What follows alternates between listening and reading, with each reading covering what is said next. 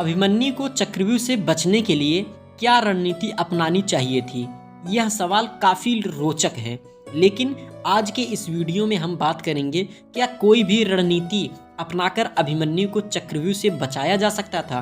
क्योंकि मेरे विचार से अभिमन्यु की मृत्यु निश्चित थी और तर्कसंगत भी। अभिमन्यु वास्तव में चंद्रदेव के पुत्र अवतार थे। जब चंद्रदेव से कहा गया कि वह अपने पुत्र को पृथ्वी पर जन्म लेने दें, तो उन्होंने एक शर्त रखी।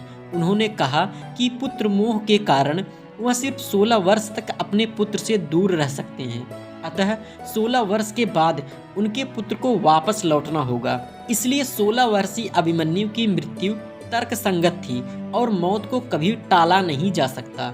अभिमन्यु सिर्फ 16 वर्ष जीवित रहेंगे, यह बात श्री कृष्ण को पहले से ही पता थी। इसलिए सुभद्रा के गर्भधारण के समय जब अर्जुन सुभद्रा को चक्रव्यूह के बारे में बता रहे थे, तो श्री कृष्ण ने अर्जुन को सिर्फ चक्रव्यूह में घुसने का तरीका सुभद्रा को बताने दिया, जो कि अभिमन्यु ने गर्भ में सुन लिया। जैसे ही चक्रव्यूह तोड़ने की बात शुरू हुई, श्री कृष्ण ने अर्जुन को किसी काम से बाहर बुला लिया और बात अधूरी ही रह गई। अतः चक्रव्यूह तोड़ने का ज्ञान अभिमन्यु को नहीं मिल सका।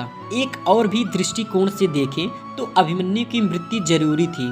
कृष्ण अर्जुन को क्रोध से भरना चाहते थे, तभी अर्जुन कौरवों की विशाल सेना का सफाया कर सकते थे।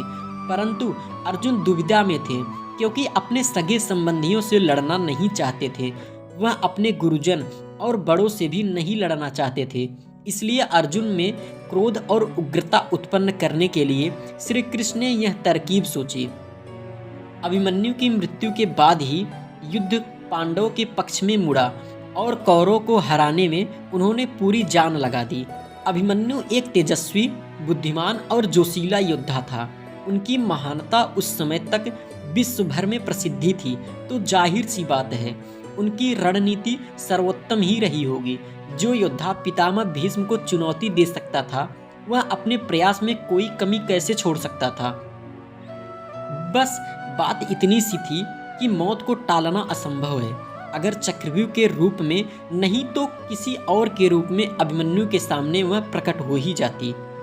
हो सकता है कि हम में से कोई भी बुद्धिमान व्यक्ति कोई रणनीति बता भी दे जो कि सुनने में अच्छी लगे, परंतु वास्तव में महाभारत एक ऐसी उत्तम कथा है जिसमें हर घटना के पीछे कोई न कोई कारण है या आगे कोई मकसद अवश्य होगा।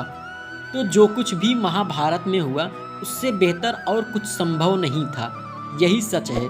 गाइज, वीडियो अच्छा लगा हो तो वीडियो को लाइक करें और हमारे चैनल को सब्सक्राइब करना ना भूलें।